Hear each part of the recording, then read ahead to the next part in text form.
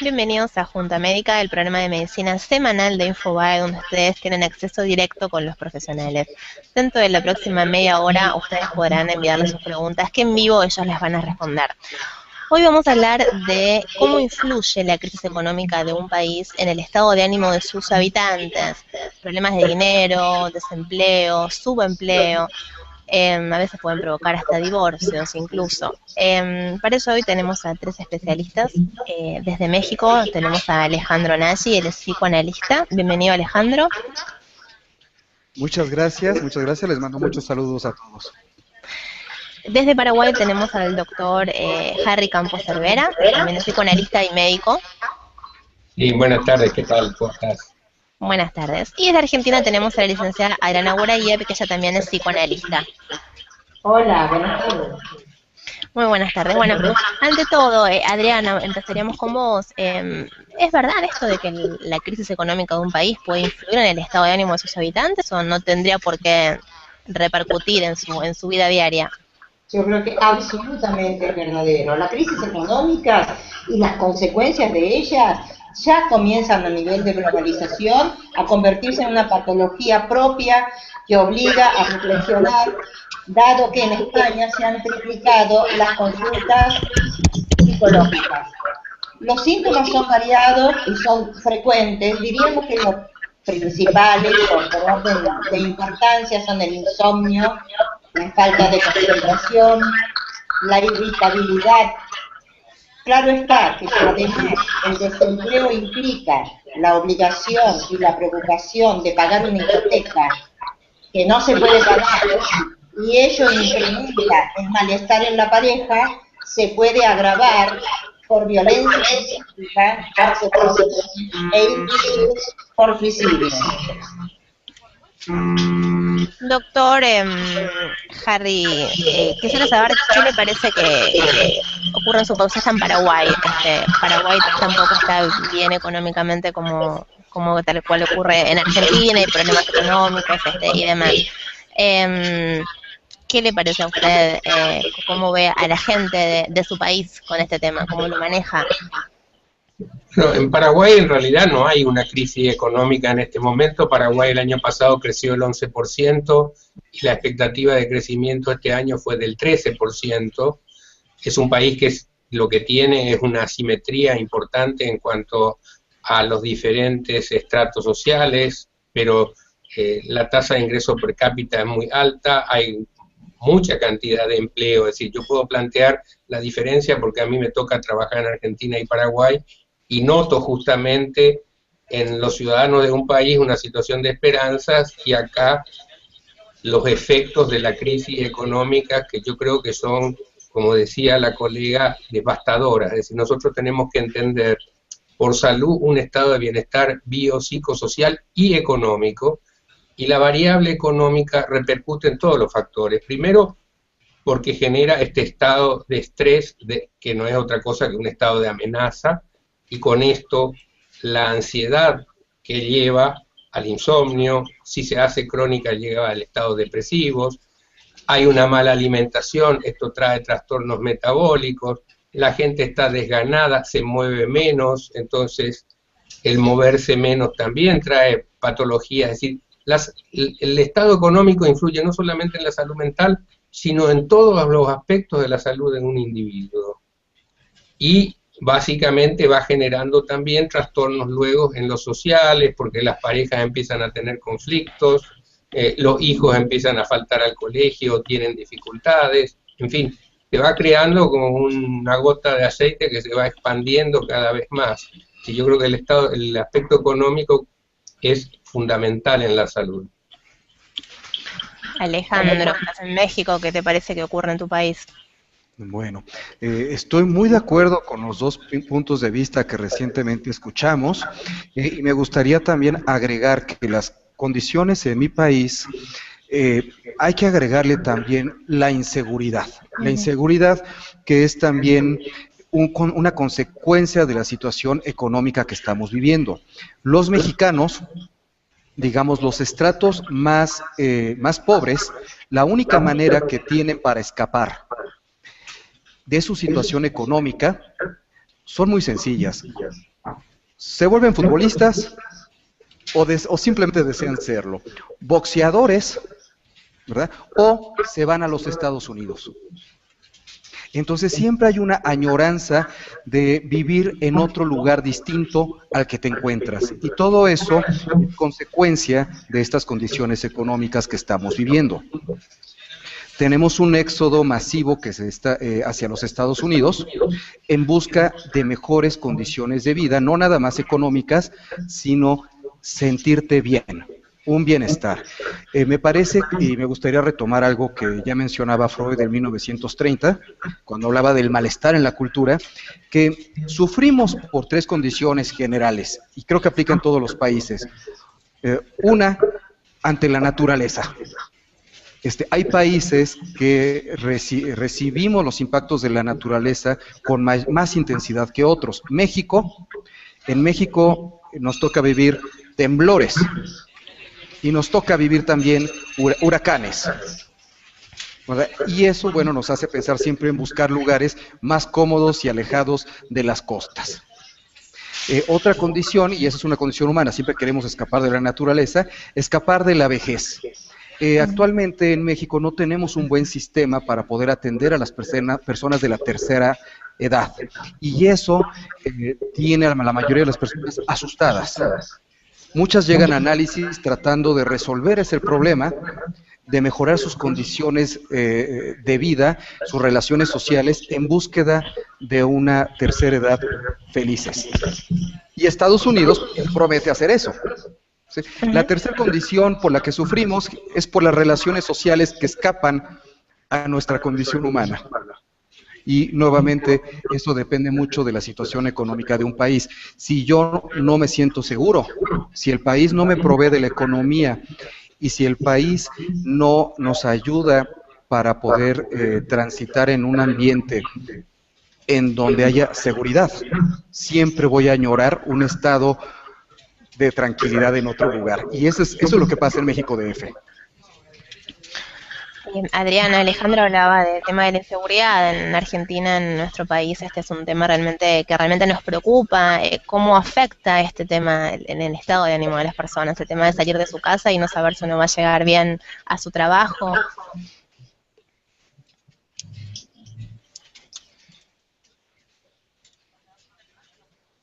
Creo que la perdimos. Adriana, me parece. ¿Estás escuchando, Adriana? A ver. ¿Ahí nos escuchas, Adriana? No, no la estamos escuchando. Sí, se nos fue el sonido.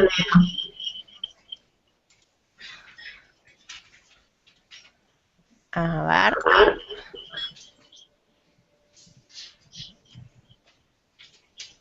No, no nos escuchas, Adriana, ¿verdad? ¿No? Creo que vamos a tener que reiniciar la conexión después con ella. Bueno, mientras resolvemos el problema, tengo preguntas de la gente, tengo consultas que nos están llegando. Doctor Campos, Claudia desde Chile pregunta si la actividad física influye en el estado de ánimo de las personas. Sí, la actividad física efectivamente influye en el estado de ánimo de las personas positivamente. Hay muchos trabajos, por ejemplo, que la actividad física practicada con regularidad promueve un estado de bienestar vía las endorfinas, que son unas sustancias que mejoran el estado de ánimo. Pero lo que es importante tener en cuenta que para poder hacer actividad física hay que tener un buen estado de ánimo. Para tener un buen estado de ánimo hay que estar de alguna manera bien equilibrado en todos estos aspectos de los cuales estamos hablando, porque obviamente una persona que se encuentra ya muy deprimida va a ser muy difícil empezar a decirle que empiece a practicar actividad física, sobre todo aeróbica, sobre todo, que es la que beneficia en esto, porque al comienzo va a ser difícil. Alejandro, me hablabas recién de que muchas personas que viven en tu país se van a Estados Unidos. ¿Cómo es esa transición? ¿Cómo se prepara una persona para cambiar de país, para habituarse a otros hábitos? Depende mucho de tu situación económica. hay muchas personas que simplemente ahorran un poco de dinero, agarran todo lo que tienen y lo que hacen es contratar los servicios de un pollero, que es alguien que los va a subir en un camión y los va a cruzar de manera ilegal a los Estados Unidos, ¿sí? Esto es muy grave porque son personas que depositan prácticamente toda su economía en este viaje y pueden llegar a perderlo todo ante cualquier conflicto, es decir, que los asalten, que tengan un accidente o que los detengan en Estados Unidos y los vuelvan a deportar regresándolos a su lugar de origen. Ahora bien, hay personas que tienen una capacidad económica mucho mejor y que pueden planear su salida. Estas personas lo que hacen es tratar de ser contratados en los Estados Unidos, pero nuevamente estamos hablando de una diferencia económica. Esto te permitirá entonces buscar un trabajo, ser reclutado y llegar legalmente a los Estados Unidos. Mucha gente estudia maestrías en los Estados Unidos, pagados por el gobierno mexicano, con la intención de quedarse en Estados Unidos. Entonces, sí es una situación grave porque está provocando una fuga de talentos. Y esto lo sabemos en México y es muy desalentador para el psiquismo humano. Pensar que toda la gente valiosa se va es grave. Creo que lo que dice el doctor es importante también desde el punto de vista psíquico. Nosotros tenemos tendencia a imaginar siempre un ideal de bienestar en otra parte y no donde estamos. Y de alguna manera, de cualquier forma que vayan con dinero o sin dinero la gente, por ejemplo, a este paraíso de Estados Unidos, la experiencia muestra de que la adaptación ahí a veces es mucho más costosa que haberse adaptado al país donde estaban en origen. Y se paga un precio muy alto. Esto es un elemento que es conveniente tener en cuenta y es muy importante, yo creo que favorecer en las personas la adhesión local, porque esto es un problema muy grave. Es decir, en América Latina tenemos poblaciones que migran, por ejemplo, de Paraguay a la Argentina en algún momento cuando la Argentina estaba floreciente, o de Paraguay a Brasil, o en determinados momentos de México, como está planteando el colega, a Estados Unidos, pero esta migración es una quimera, no siempre es benéfica. Entonces creo que de alguna manera hace falta programas que ayuden a que la gente se localice lo más que pueda en su propio lugar y tenga esperanzas en ese sitio, porque la gente se va en busca de esperanzas que le ofrecen en otro lugar. Ahí la tenemos nuevamente a Adriana con nosotros. ¿Nos escuchas, Adriana, ahora? No te escuchamos. Creo que debes tener un problema con tu micrófono porque no podemos escucharte. Bueno, estoy de acuerdo con el doctor Harry, con lo que acaba de mencionar, de que es mucho mejor lograr vínculos en tu propio país, en tu propia ciudad, porque esos son los vínculos con los que creciste y son los que te van a dar seguridad en la vida. Esa pérdida de vínculos es terrible y sí se necesitan una serie de intervenciones por parte de las instancias gubernamentales para regresar esa confianza. Ahora, también me gustaría comentar sobre lo físico, lo que hace un momento le preguntaban a Harry. La situación de tránsito en algunas ciudades, invertir 2 horas para desplazarte de un lugar a otro, en la Ciudad de México es increíble. La intervención en línea, es decir, el tratamiento a través del Internet, en lugar del diván en presencia del psicoanalista, está proliferando. Sí. Muchas personas prefieren ahora tener consultas vía Internet que tener que invertir 3-4 horas para poder llegar a su consulta, entre el tiempo que invierten en ida, en la consulta y para regresar a su hogar. Estamos hablando de 3 o 4 horas, que es mucho tiempo. Sí, esto es muy importante porque yo creo que estamos con una nueva herramienta. De hecho, estas entrevistas que estamos haciendo en este momento, estamos todos en diferentes locaciones y nos reunimos como si fuera local.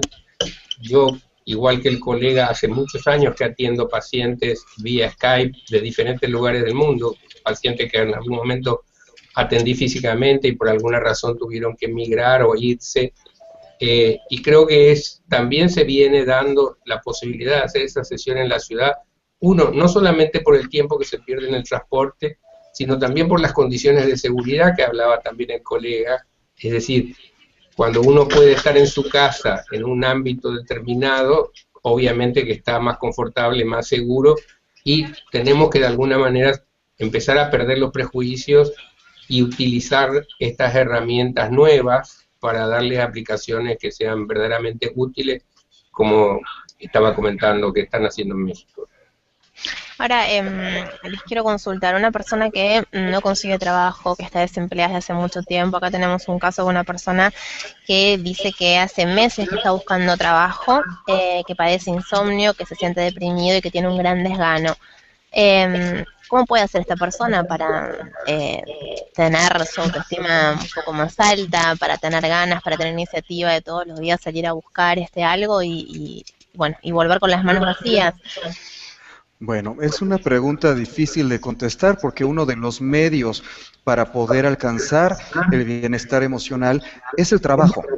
Ahora sí me gustaría decirle que el trabajo que en este momento tiene es buscar trabajo.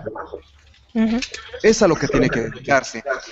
Y esto es muy difícil porque salimos con la esperanza y muchas veces regresamos en la desesperanza. Tenemos que tener la capacidad para creer que va a haber tiempos mejores.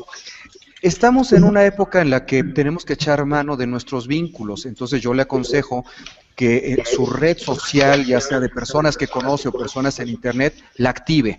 O sea, no estamos solos en la búsqueda del trabajo, nos pueden ayudar.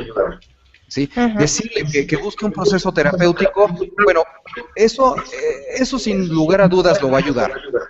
El asunto es que una persona sin trabajo no tiene la economía para poder invertir en un proceso terapéutico y hay que tomarlo en cuenta. ¿Sí? En caso que no tenga ese recurso, pues habrá que echar recurso de las relaciones humanas que tenemos, ¿verdad? No vas a estar buscando trabajo eternamente, ¿verdad? Si te haces a la idea de que el trabajo más difícil es buscar trabajo y todos los días hay que dedicarse a eso. Ojalá los gobiernos de los distintos países latinoamericanos pudiesen invertir más en salvaguardar la estabilidad del individuo que ha perdido su trabajo.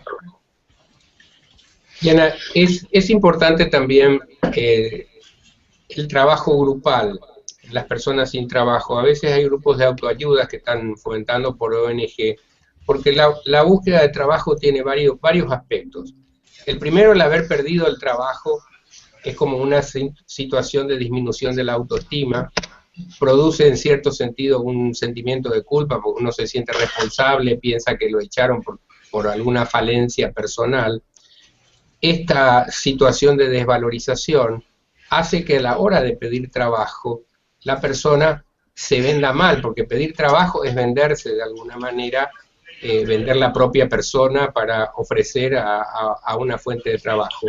Y cuando uno no confía en uno y tiene la autoestima muy baja, se autoboicotea en las entrevistas y esto hace que muchas veces se perpetúe la búsqueda de trabajo.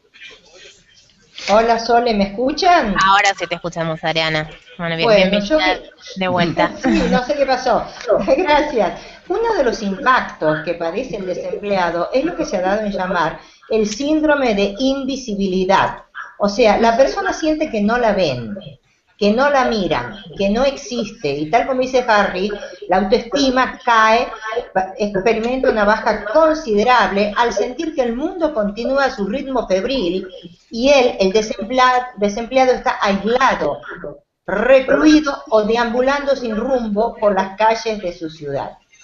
Y si bien todos podemos quejarnos de nuestro trabajo, de los horarios, del sueldo, de los compañeros, de los jefes, es cierto que el bienestar psicosocial y económico que nos aporta Lamentablemente a veces lo podemos percibir cuando se lo pierde. Yo hice una sistematización básica de lo que significa un trabajo para que lo tengamos muy presente. En principio organizamos nuestra vida y nuestra agenda tomando como referencia los horarios del trabajo. Nos facilita la posibilidad de contactos laborales y sociales. Se cumplen metas y objetivos extrafamiliares de manera cotidiana. Colabora activamente en la construcción de una identidad social y, por otro lado, algún ingreso económico obtenemos de ello. Ahora, es tal el temor que produce el desempleo que aquellos que aún no lo están también padecen un estrés que se caracteriza por un exceso de presentismo. ¿Esto qué quiere decir? Ante el temor de perder el trabajo, se toleran cualquier cantidad de horas extras, aún sin que les paguen, y pueden ir al trabajo aún enfermos, lo cual, por supuesto, solo logra que se pongan un poco peor y tampoco beneficie a la empresa. Parece increíble que en este momento de tanta globalización y desempleo se siga invisibilizando semejante situación. Hay un caso que creo que fue Peugeot en Francia, hace unos años, hubo 50 suicidios de altos ejecutivos por la amenaza de desempleo, que es un llamado de atención muy importante al mundo globalizado. Vamos a hablar ahora del tema de las relaciones de pareja, cómo afectan las crisis las relaciones de pareja. Tenemos una pregunta de Elsa desde Argentina que dice si es posible que se incremente el número de divorcios cuando un país está en crisis. Alejandro, Harry, ¿quién quiere empezar? Bueno, el primer elemento, digamos, depende del sexo de alguna manera, pero nosotros todavía estamos atravesados por una cultura machista y por una sanción bíblica que el hombre tiene que ganar el pan con el sudor de su frente y ser el proveedor de la casa.